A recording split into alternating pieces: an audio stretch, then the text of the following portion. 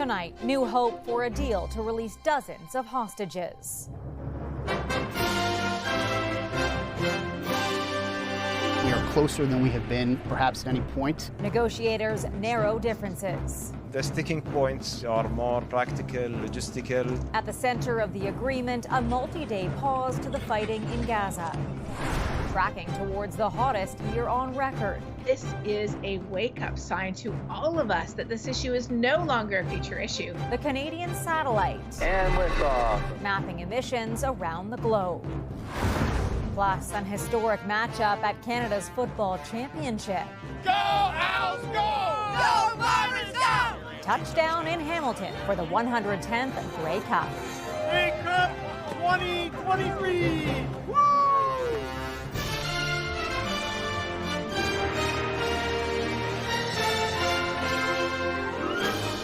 CTV National News with Heather Butts. Good evening. A deal to release dozens of hostages held by Hamas may soon be possible. U.S. officials using the strongest language yet, hinting an agreement between Israel and Hamas could be on the verge of happening. This as the Israeli military released new video of what it says shows Hamas militants taking hostages from Israel into Gaza's largest hospital. The video allegedly recorded hours after the attack on October 7th. And today, dozens of sick babies were removed from Al-Shifa Hospital, fighting for their lives. CTV's Jeremy Sharon starts us off. Day and night for more than 6 weeks now, Gaza under unrelenting fire from the ground and in the air. But today, word a deal to pause the fighting is within reach. I believe we are closer than we have been in quite some time, maybe closer than we have been since the beginning of this process to getting this deal done. The potential deal between Israel, Hamas, and the United States could see an extended pause in fighting in exchange for the release of some hostages. We are hopeful that we can get a significant number of hostages freed in the coming days. It would also allow a significant amount of desperately needed humanitarian aid into Gaza, the deal brokered with the help of Qatar. The sticking points, honestly, at this stage are more practical, logistical, not really something represent the core of the deal. The same hostage entering into the hospital. This as the Israeli military shared new video today. It says shows hostages being taken into the Al-Shifa hospital. It says Hamas has been using tunnels and operating a command center under the building. Hospital staff and Hamas deny it. Today, 31 sick, premature babies were safely transferred from Al-Shifa to a different facility in the south. The babies were subject to severe harm during their stay at Al-Shifa, said this doctor.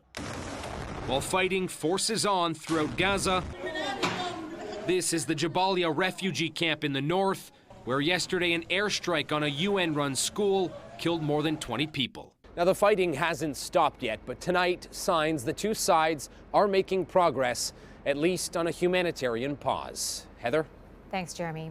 Global Affairs says 84 Canadians were able to get out of Gaza today through the Rafah crossing. It comes as people here at home cling to hope the war will come to an end soon. And as CTV's Tony Grace reports, there's a special appeal for peace to protect the children caught in the conflict. 18 years old. Dozens of gifts for children missing since October 7th, and a hope they'll be home for the holidays. Among them, Shira Brodach's nephews and niece. Fighting every day to be heard, to raise awareness, to make sure that they are the priority for everyone, to bring them home. Outside Toronto's UNICEF offices, it's also a push to the UN agency. We know nothing. If they're well, if they're taken care of, there's nothing. And UNICEF can hopefully help with that. Hope is something many here say they've been clinging to for more than 6 weeks now. But relief is something that still feels out of reach. It's not going to feel complete until they're home. even with news that a hostage release deal may be imminent. That's where we feel very desperate about, that nobody talks to us, that the government doesn't talk to the families.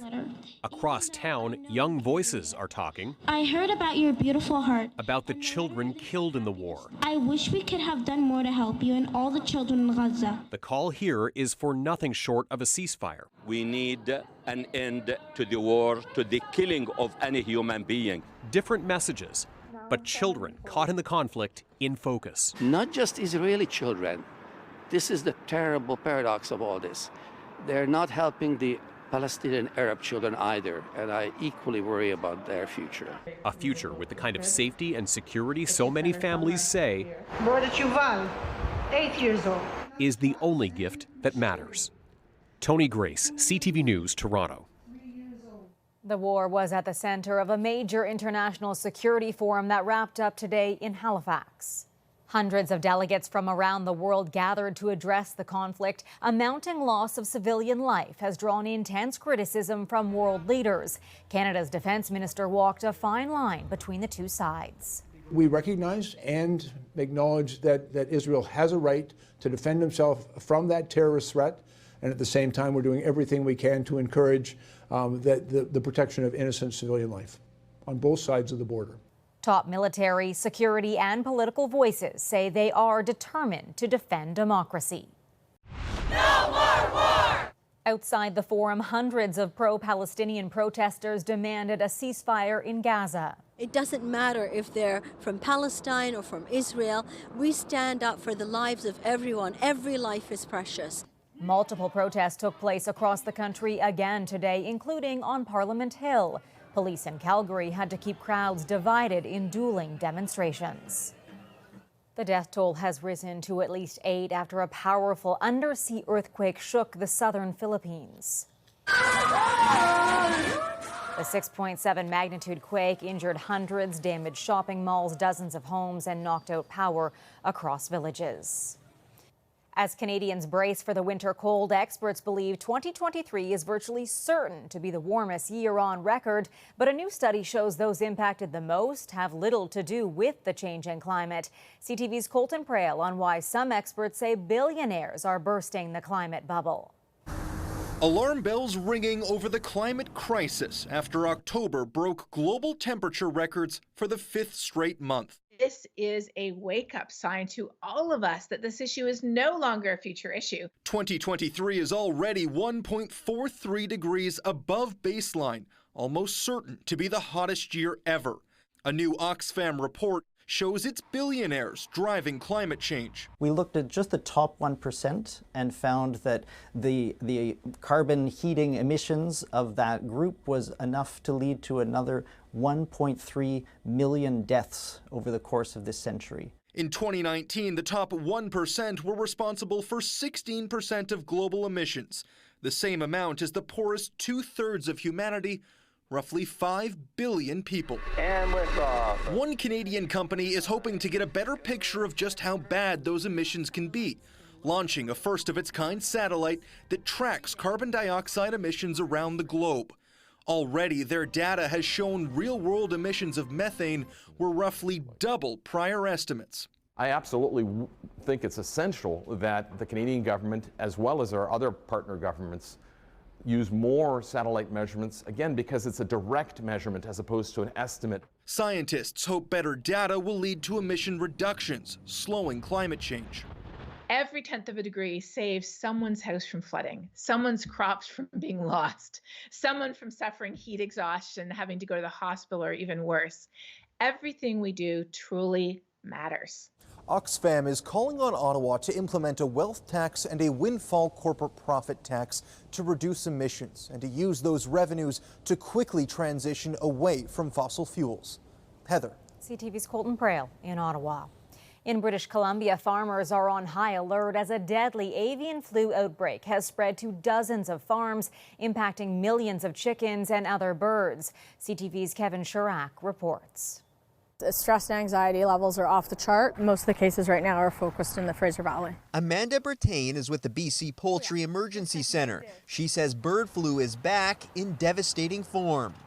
Simply put, a wild goose flies over a farm, poops on the farm, and then the domestic chickens or turkeys will walk through that poop and catch the disease. This map from the Canadian Food Inspection Agency shows the spread across the country. The different colors represent everything from wild birds to farm birds and even skunks and foxes who've all tested positive for the deadly disease.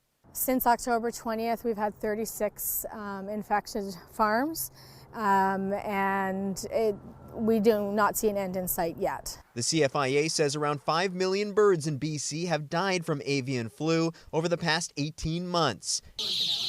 Any farm that reports a positive case has to euthanize its birds to prevent further spread. Watching friends of mine lose their birds is heart-wrenching. Yishka Clark is an egg farmer in Chilliwack. She says she's been lucky so far, but has friends nearby who've had to completely shut down. Could be crippling for sure, yeah. Financially and emotionally, I feel. Clark says she and the industry is now focusing on preventative measures. Everybody's had heightened biosecurity, meaning that we don't allow a lot of traffic on and off of our farms. Pets could also be at risk too if they eat or come in close contact with a sick or dead virus-infected bird. The risk for people is very low. Only humans who have ever caught avian influenza have had prolonged exposure to sick or dying birds, so you don't have to worry about driving by a farm and catching anything. With over 500 poultry farms in the province alone, Bretagne doesn't anticipate a major impact on overall supply, meaning the price of your eggs, chicken, and turkey should stay stable, at least for now. Kevin Chirac, CTV News, Maple Ridge. Animal shelters across the country are struggling to deal with unprecedented numbers as dog adoptions plummet. It has forced some rescue operations to get creative in the search for a forever home. CTV's Allison Bamford has more. Do the paw. Good girl. Tyrion and Coda are two of around 60 dogs in the care of CC Rescues. Good boy. Dozens more are waiting to be rescued by the group. It's horrible knowing that there's dogs out there that we can't do anything with. In the last year, CC Rescues has noticed a drop in adoptions, which means less money raised to cover food and medical bills. That's 100% where the funds go. It all goes back to the rescue and the other dogs. Dog adoption rates are down across the board, with most, if not all, shelters operating at or over capacity in Saskatchewan. The Regina Humane Society recently slashed its adoption fees down to almost nothing. We never used to have dog adoption events. They just weren't necessary. The dogs would be in and they'd be out. So why aren't these dogs being adopted? Well, those in the industry say it's a result of the perfect storm brewing over the last year. Lingering effects of the pandemic, a veterinarian shortage, and the high cost of living. So we have more animals in shelter. We have increased medical and behavioral needs. And we have a decrease in adoption. And so now we have shelters across the country sounding the alarm. Some areas are harder hit than others, which is why some rescues are sending dogs out of province to shelters that have more capacity. Now it's not even a discussion. If we get a call about a litter, we're thinking about where we can send them. Others say short-term solutions come in the form of donations and foster family registrations. Down the line, Humane Canada says all levels of government need to recognize pets as family when it comes to policies and funding. Allison Bamford, CTV News, Regina. Some sad news to share with you tonight. Former First Lady Rosalind Carter, a tireless humanitarian who served others with modesty, grit, and charm, has died. Born in Plains, Georgia, she was former U.S. President Jimmy Carter's best friend, closest advisor, and love of his life. It's now my pleasure to introduce someone whom I love and respect and cherish, my wife, Rosalind. Their marriage spanned more than 77 years, longer than any other first couple. They share their life's work and, remarkably, their childhoods. Rosalind was a neighbor to the Carters. I was shy and found out that he was so easy to talk to, and we just kind of hit it off really well, and I think I was already in love with him. A touching tribute from President Joe Biden saying First Lady Rosalynn Carter walked her own path, inspiring a nation and the world along the way. Current First Lady Jill Biden reflecting on her legacy. She was well known for her efforts on mental health and caregiving and women's rights. Rosalynn redefined what it meant to be a First Lady. She didn't shy away from politics or world affairs. The Carter Center, which she helped create, said she died peacefully with family by her side. Rosalynn Carter was 96. Still to come on the show, crowning a CFL champion. It's going to be historic no matter who wins. Grey Cup fever spreads in Hamilton. Plus, pouring renewed passion into a local business.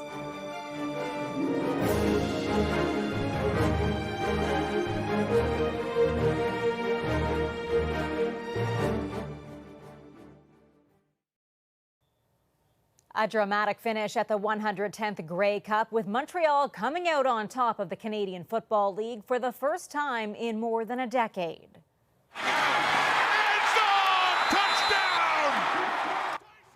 After a dismal first half, the Alouettes fought back to win the championship game, beating the Winnipeg Blue Bombers 28-24. The thrilling game caps off a celebratory weekend. CTV's Kamal Kermali was in Hamilton with the fan frenzy.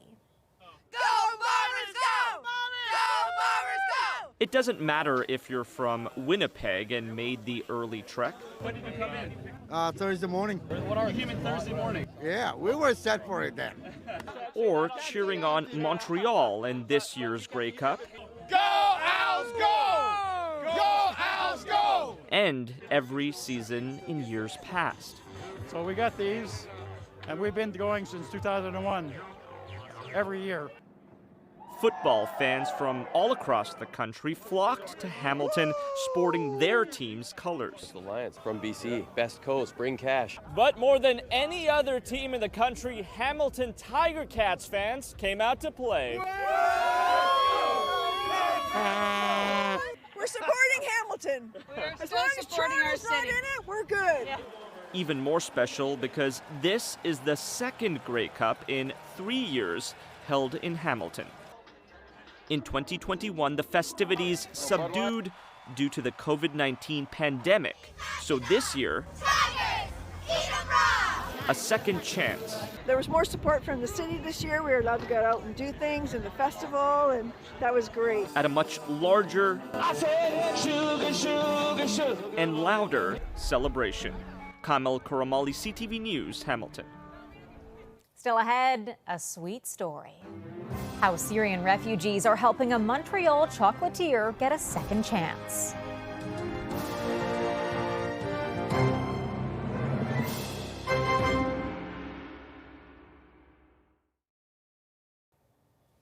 Many business owners across the country have struggled in recent years. While 14% of Canadians aspire to be entrepreneurs, there are fewer and fewer taking the plunge. Tonight, CTV's Quebec Bureau Chief Geneviève Beauchemin on a business that's getting a second chance.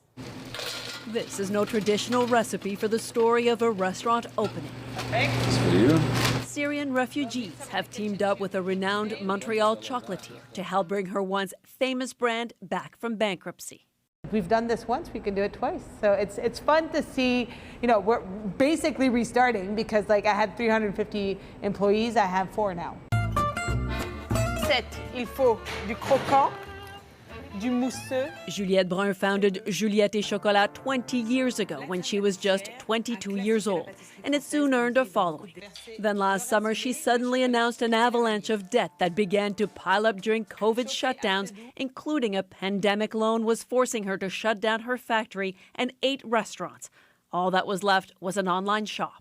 The cost of foods increased, the rents increased, everything increased. So all of a sudden, your margins are even thinner than they were before the pandemic. It's an all too common story, say entrepreneurs who say going into business increasingly doesn't add up. A recent Business Development Bank of Canada study found there are 100,000 fewer businesses in Canada than there were 20 years ago. And many other owners fear their businesses could shut down too, as the government's pandemic loan deadlines loom and interest rates remain high. 540. But that didn't deter Mohamed Saleh Abodan and Medine Mahoud, businessmen from Syria. I arrived Canada 1 year and a half. I'm a newcomer here in Canada. Once in real estate and sales abroad and armed with a sweet tooth. Sweets, candies, I like it. They decided to research very thoroughly the restaurant market in Canada, zeroing into Juliette and Chocolat before the restaurants closed. After 25 visits. You went 25 times, really? Yes, yeah. I tried all the menu. Along with two other partners, they had planned to open a franchise before the bankruptcy and considered ditching the plan before deciding to forge ahead. I like the brand and the name, it still has the value because people like Juliette Chocolat. For Juliette and her chocolate, this is a new business model, one she hopes will delight fans of her confections. Geneviève Beauchemin, CTV News, Montreal. After the break. If you spread it off to some people, they will spread it off to more people. It will be a world of kind.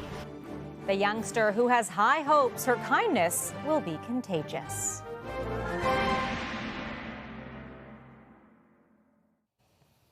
We leave you tonight with the story of a young girl who is helping to make her local hospital more hospitable for kids.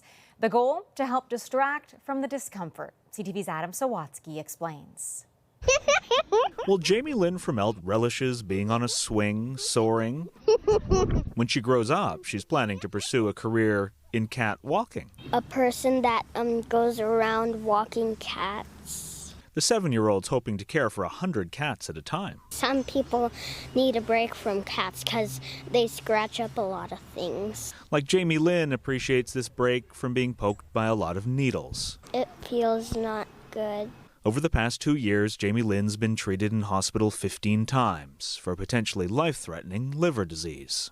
She should not have to have gone through everything she goes through. Amanda from Elt says her daughter has to endure an invasive procedure to stop internal bleeding every 6 to 8 weeks. But she goes through it all with a smile. She doesn't complain about a thing.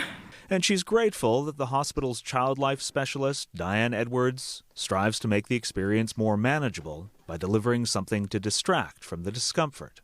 And all I had to provide to her at that time was coloring and crayons. Sometimes our donation cupboards are bare. When Diane left the room that day, Jamie Lynn made a declaration. Mom, we gotta buy them toys.